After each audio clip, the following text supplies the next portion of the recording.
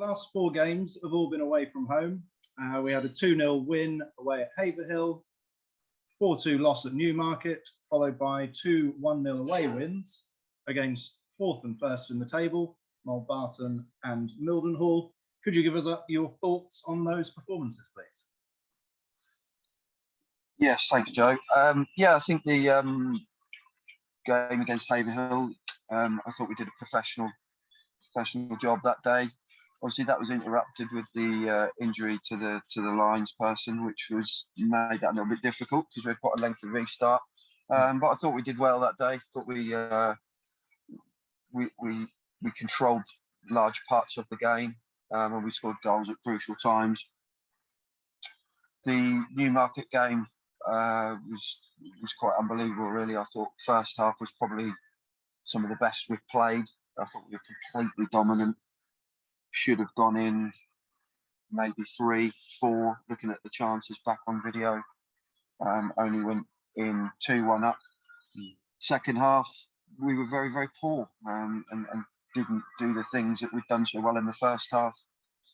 In fairness to Newmarket, they were much better. Changed their shape, changed their personnel at half time, and caused us some problems that we didn't deal with. And unfortunately, we let the game pass us by in a little 10-minute spell where the damage was done. And although we finished the game reasonably strongly, we just didn't manage that game. Mulbarton, similarly, I thought we were awful in the first half, but lucky to get in 0-0. We made a substitution at half time, and second half our all-round performance was better from everybody, and I thought we deservedly won the game 1-0, and again could have been 2 or 3 in the latter stages as they pushed to try and get an equaliser. And then on Saturday against Mildenhall, I thought we were excellent from start to finish. We had a very clear game plan in terms of what we wanted to do and how we wanted to try and control the game and frustrate them and not let them get into any rhythm. And I thought we executed that brilliantly. I certainly would have taken a point before the game and would have taken a point in the 89th minute as well. So to snatch a late winner, although they'll probably deem it as a bit of a smash and grab, I thought we were good value for a 1-0 win, to be honest.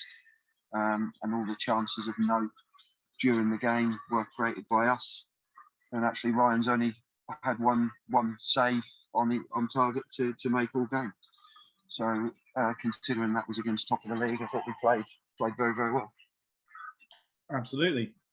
In the last 4 games, Norwich United have kept 3 clean sheets, but having not kept a clean sheet in the previous 6 games, what would you put that change down to?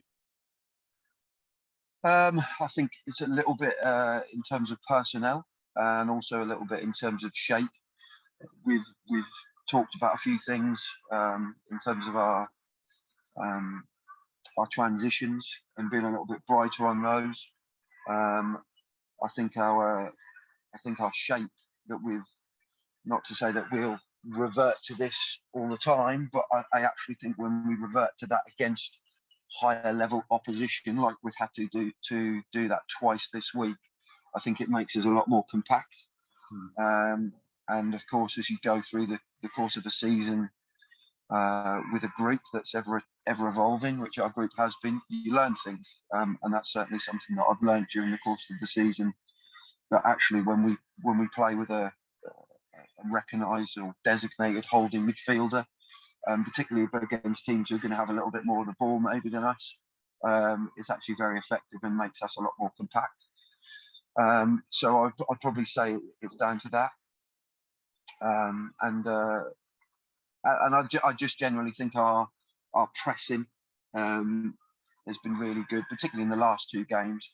I think we've pressed with real purpose and we've tried to regain that ball back higher up the pitch. And I think that's been quite noticeable as well. Great, yeah, thanks.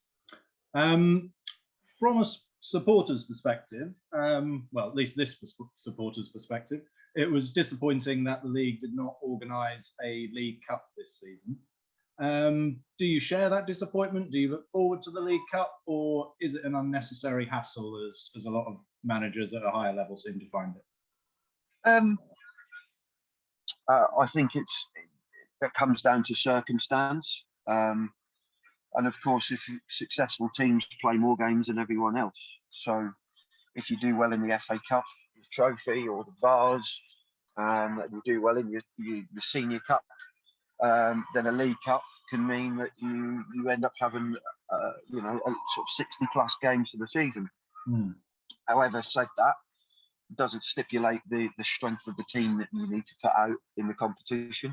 I think how things have panned out this year for us as a football club, and with what the league did with loading the first part of the season with games, I think it would have been perfectly viable to have a League Cup. Ultimately, it's a trophy that you're in the position to try and compete for. And I think on balance this year, we would have liked the opportunity to compete for that. I don't know with the league's rationale for why it wasn't organised, or whether, I don't think it was a club vote situation. So I honestly couldn't tell you why that hasn't happened this year. But hopefully we'll resume next year. I see no reason not to have a League Cup. As I said, if you want to be a successful side, you will play lots of games. We're very fortunate here that we've got a very strong youth setup. So I'd be more than happy to play some younger players in those games. I mean, that said, I still had 2 16-year-olds in our squad on Saturday, so it's not something that necessarily even weakens us. We've got some really good talent here, yet some good young talent, and that wouldn't faze us at all. Playing more games, we'd welcome that. Right. You've already mentioned sort of how the squad is evolving through the season. 2 players who've sort of been transitioned in over the last few months are Harry Pitcher and Jordan Buttle. Both have joined the club mid-season. Both started on Saturday. It must be good to see them kind of settle in and start making an impact on the first team and starting games. Yeah, absolutely, and they were both brought in to do that. I suppose they were very different routes in which they arrived at the football club. Jordan was playing at the same level of our under-21s for Spryson Athletic. I watched him play in the first game of the season and was very impressed with him. He scored 2 goals on that occasion. We watched him again when he came and played our under-21s here, and he actually got sent off that night. But up until that point, we'd seen parts in him that we really liked. So we had him watched a 3rd time before we then sort of made our move and to see if that could happen.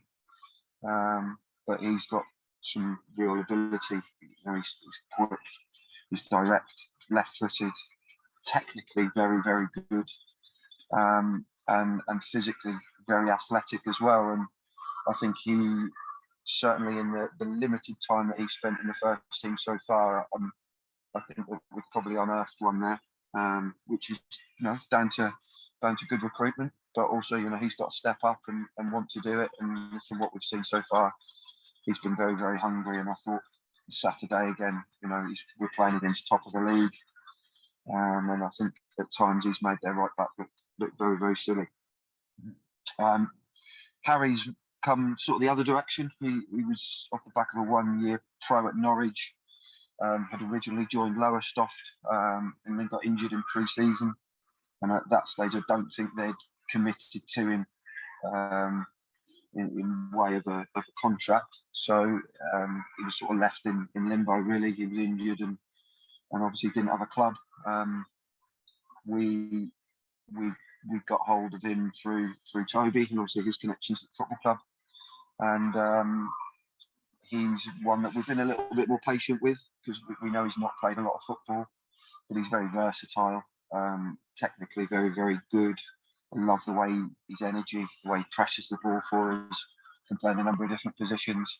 And I think now that we've been able to give him a run of games, I think we're now really starting to see his qualities and the fact that he can impact the side positively as well. So yeah, we've been really happy with both of those two.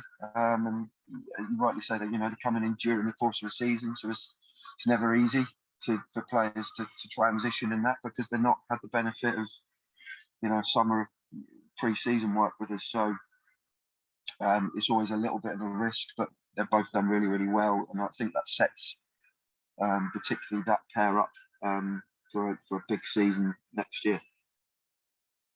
Great stuff. As well as players being brought into the club, there's been players progressing through the under-18s and under-21 sides. I guess most prominent in recent weeks have been Ryan Forbes and Georgie Batch. How do you think they're coming along? Yeah, and we're very, very fortunate here that we've got a youth system that I think we can be very, very proud of. I think six under-18s have featured in the first team this year, which is, I think, a testament to the development that's been put into those boys. And they're not, they're not token gestures, any of them. They're all boys that have come on and started games and had an impact in the games. It doesn't mean they're going to play every week, and it doesn't mean they're going to, come in the side and have a run of 10 games. But when they've come in, they've contributed. And Ryan, has done that with scored goals and created chances for the side. And I think, again, he's a very, very exciting prospect. Different to his brother, but similar in a number of ways as well. And I think, he's got a bright future ahead of him. And obviously we hope that's at this football club. And Georgie, we've been quite patient with Georgie. Technically, has been excellent. His understanding of senior football and how he can simplify the game is beyond his years. He lacks physical stature, but he can more than match himself with his physical presence, and you don't see that very, very often. And again, I think anyone who's at the game on Saturday would have seen him competing against two boys that were clearly bigger and more physical than him, but he was much cleverer with him, and he got himself in positions by getting to the ball first, where he was able to dictate situations and played a real pivotal role for us on Saturday. And his development has been excellent. He's been knocking on the door for a month. He's been wanting to be in the first team for over a month, and we've been quite patient with him and introduced him as a substitute on a number of occasions. Which last week was at half time against Milbarton, and I thought he was excellent in terms of his contribution then, and he continued that on Saturday. So he's definitely one that I can certainly hang my hat on will play a higher level than we are currently. We hope his journey with us can continue as we continue to progress, but he will certainly play a much higher level than this. I can confidently say that. Excellent. You talked a bit about the youth setup. I mean, Norwich United under-18s are in 4th place in a league of 10 teams. The under-21s, 14th place out of 16 in the Anglian Combination Division 1.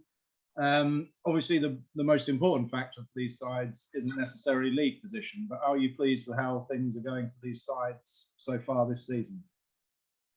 Yeah, it's not important at all. I'll be brutally honest, and the staff that we have here know that, and that's not what their priority is. Their priority is to get players into the first team, the football club, and if that is our measurement, which it is, then we've been very, very successful at doing that. And in fairness to the football club, have been for a number of years.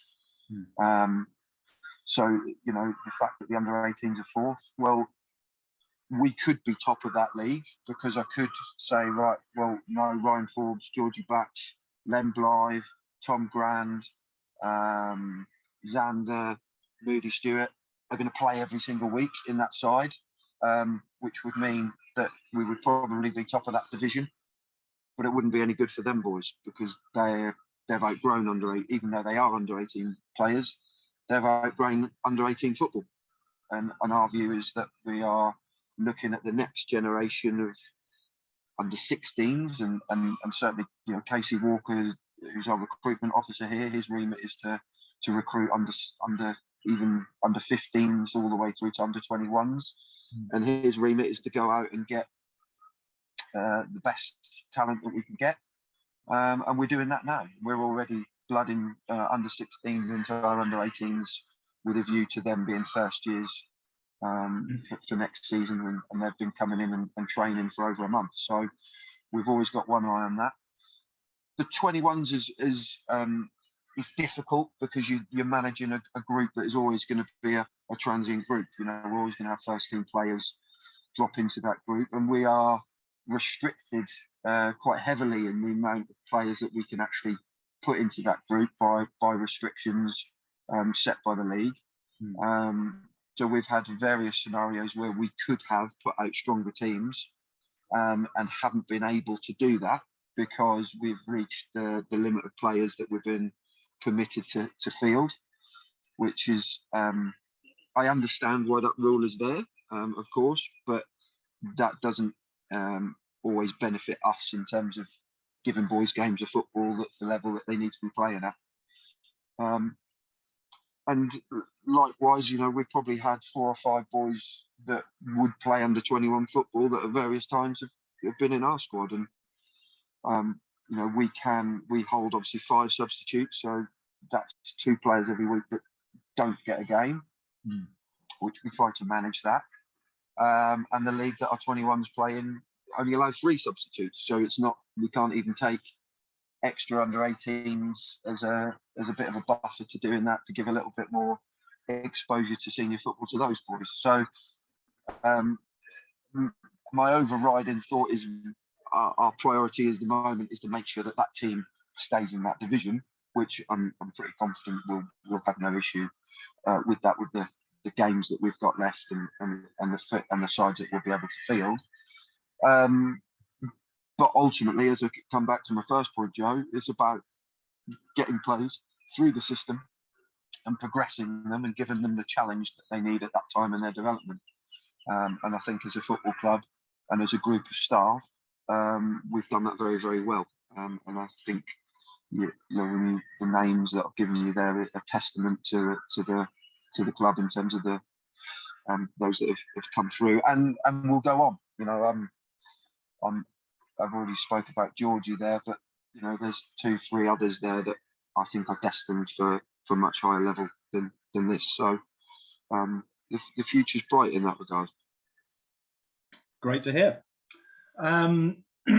Your captain Sam Watts and goalkeeper Ryan Dickerson, I believe they played every single minute of every game this season. How valuable are they to the side?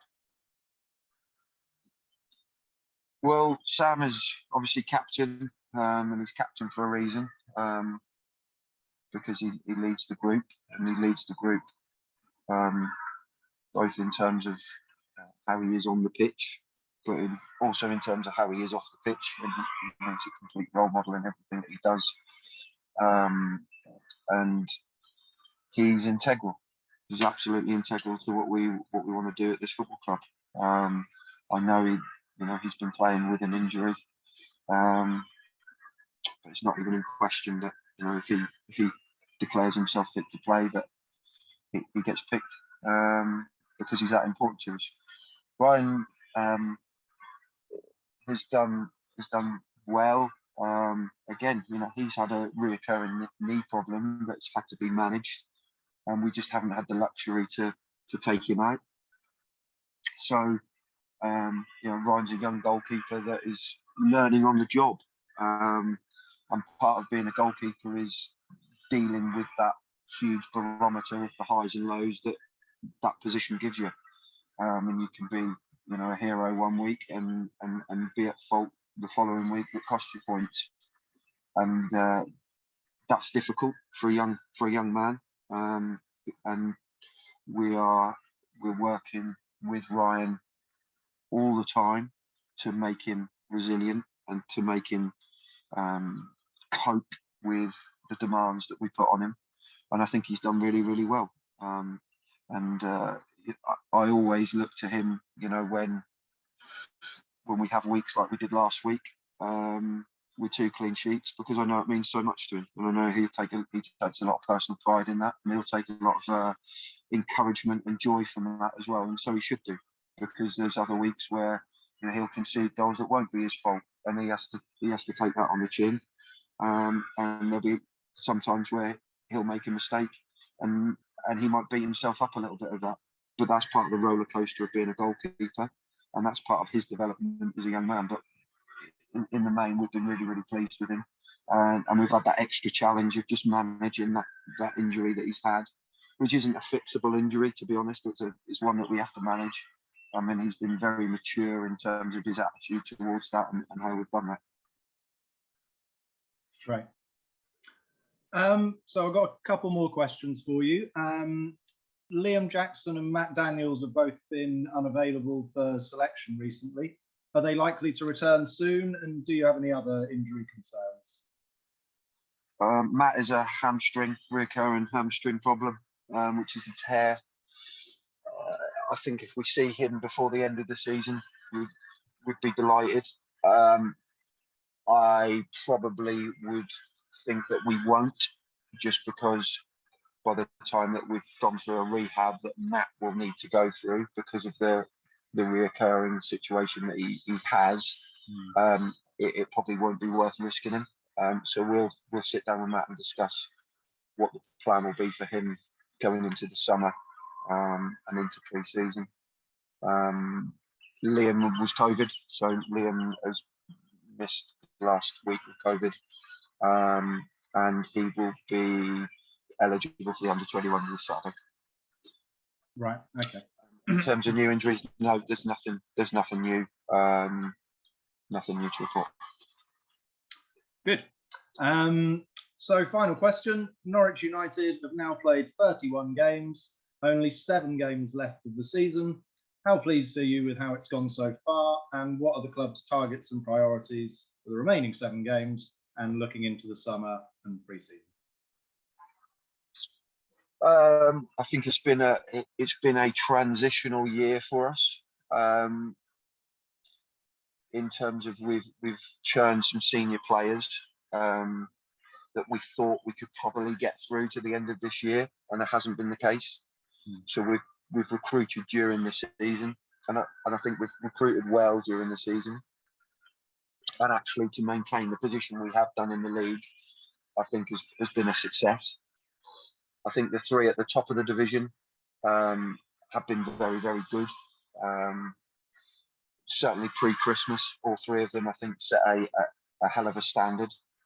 But I have to say, in our last 3 games against those teams, I felt that we are more than capable of competing with them. And in a strange way, I think if the season was starting now, I think we would be a lot closer to them than the current league position suggests. But when you look at the table, I think our draws column is the one that's probably hurt us a little bit. And if we could have turned even maybe 2 of those draws into wins. And I look at the defeat here at Witton and the defeat away at Brantham in games that we completely dominated and ended up getting beat by an odd goal in both. If we had have done just in one of those games what we should have done, I think we would, in a point situation, we wouldn't be far away off going into a 9-game to go running. So this season it has been small margins really that has cost us.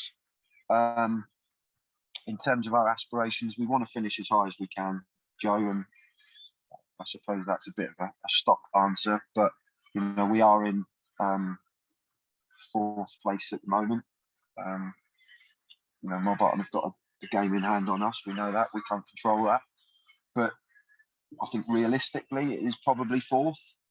But, the teams above us have been dropping some points recently. So we'll see. We need to start by winning as many of the remaining games as we possibly can. And that will be our priority. And, you know, if we can finish fourth, then that's great from where we are now. And if it were to be any higher than that, then that would be out of our hands, really. So we'll see where it goes for next year. I suppose the rebuild for next year has already taken place in many ways. We're now looking at contracts for next year for 2 or 3 that are out of contract. I'm going to start discussions for those this month. And then recruitment wise, we may be looking at possibly bringing in 2, possibly 3 in the summer at most. And I say that, one, because largely I know that we'll be retaining everyone here that we want to retain. And secondly, because of the emergence of the young group that we spoke about earlier. There's no need for me to go out and recruit players when I've got, you know, really capable young players coming through, developing well and challenging for places in the first team. So it won't be a summer like it was last year, and it certainly won't be a summer like it was the year before, where we inherited everyone who was pretty much out of contract. It will be slight, you know, it'll be more planned and less frantic. That's excellent to hear. And hopefully a holiday. Squeeze in a holiday somewhere. Yeah. Brilliant. Well, thanks a lot for talking to me today, Steve. All the best for the rest of the season. Thanks, Joe. Much appreciated. Speak soon.